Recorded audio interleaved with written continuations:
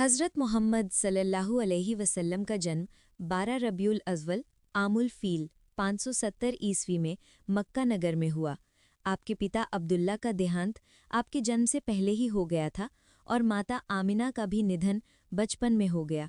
इस तरह आप यतीम हो गए और आपके पालन पोषण की जिम्मेदारी पहले दादा अब्दुल मुत्तलिब और फिर चाचा अबू तालिब ने निभाई। आप बचपन से ही सच्चाई और ईमानदारी के लिए प्रसिद्ध थे और लोग आपको अल अमीन भरोसेमंद तथा अस-सादिक सच्चे कहा करते थे। युवावस्था में आपने व्यापार करना शुरू किया और आपकी ईमानदारी देखकर मक्का की सम्मानित महिला हज़रत खदीजा रज़ी अल्लाहु अन्हा ने आपसे विवाह कर लिया।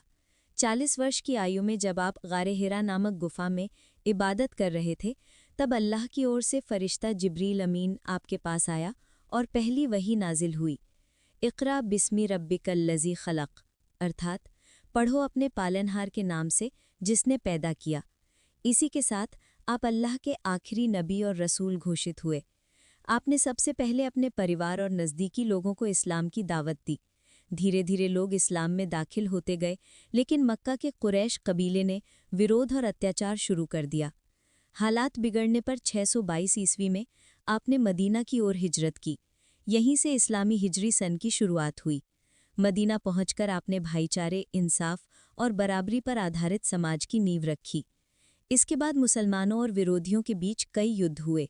जंगे बद्र 624 ईस्वी 2 हिजरी, जंगे उहुद 625 ईस्वी 3 हिजरी और जंगे अहज़ाब 627 ईस्वी 5 हिजरी। इन युद्धों में मुसलमानों ने सब्र और ईमान के साथ काम लिया और इस्लाम धीरे धीरे मजबूत होता गया। अंततः 630 ईस्वी 8 हिजरी में मक्का फतह हुआ। ये विजय बिना खून खराबे के हुई और आपने दुश्मनों को माफ़ कर दिया। इसके बाद 632 ईस्वी 10 हिजरी में आपने हज्जे वदा अदा किया और आखिरी खुतबा दिया, जिसमें इंसाफ, भाईचारे और इंसानियत का पैगाम दिया गया। उसी वर्ष 12 रबीउल अव्वल 11 हिजरी 632 ईस्वी को मदीना मुनव्वरा में आपका इंतकाल हुआ और आपको मस्जिद नबवी में दफन किया गया।